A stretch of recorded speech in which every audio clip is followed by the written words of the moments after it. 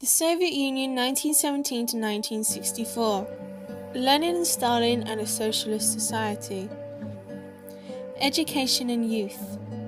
The goal was to expand education and align it with Soviet principles, wanting to instill socialist values. In reality, Lenin made education free and abolished exams and textbooks. Creativity and individualism was permitted and physical punishment was banned. Under Stalin, stands became the responsibility of collective farms. Universities were seen as agencies of economic growth. Selection reappeared and the only subjects were reading, writing, science, maths, and Soviet history. 94% of 9 to 49-year-olds in towns were literate and 84% in the countryside. The Komsomol was a youth organization to learn Soviet values.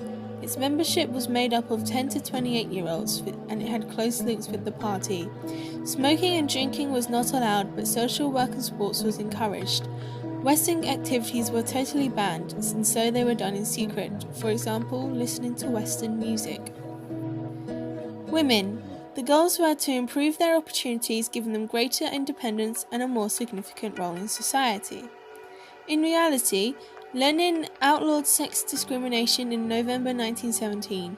Women could now own their own property and church influence was away from marriage. Divorce was much easier, being less expensive.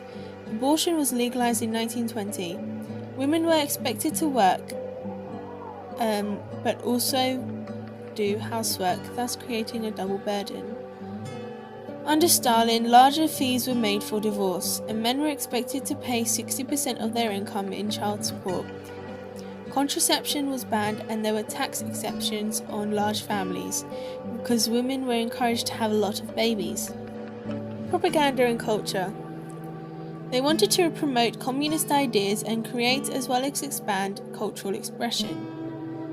Lenin did this through posters, films, and arts, and for the illiterate, repeated messages. Freedom of expression was encouraged unless it was counter-revolutionary. This was known as the Silver Age of Russian poetry and literature.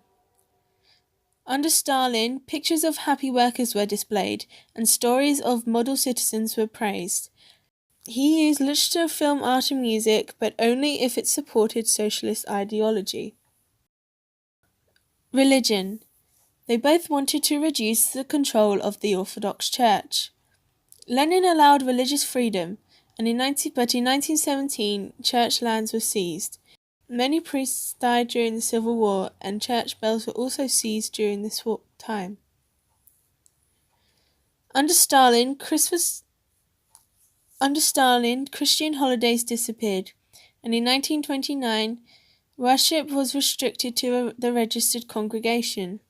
In 1932, a 6-day working week was made in order to stop mass attendance.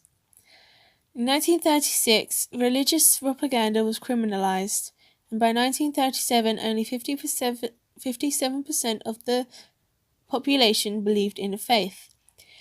Muslims were tolerated at first, but eventually mosques were confiscated, Sharia courts banned, and in 1935, the Mecca pilgrimage abolished. Hijabs were also forbidden. National minorities. The goals were to allow greater self-determination and give independence over issues to localities.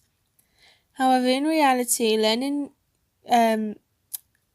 under Lenin, Finland wanted to be an independent state, and Ukraine elected a parliament. In 1926, Jews were given a special area to live, and by 1941, a quarter of the population is Jewish. Under Stalin, learning Russian was made compulsory in 1938, as it was the only language used in the Red Army. In the 1930s, there were many deportations of non-Russians, mostly Jews.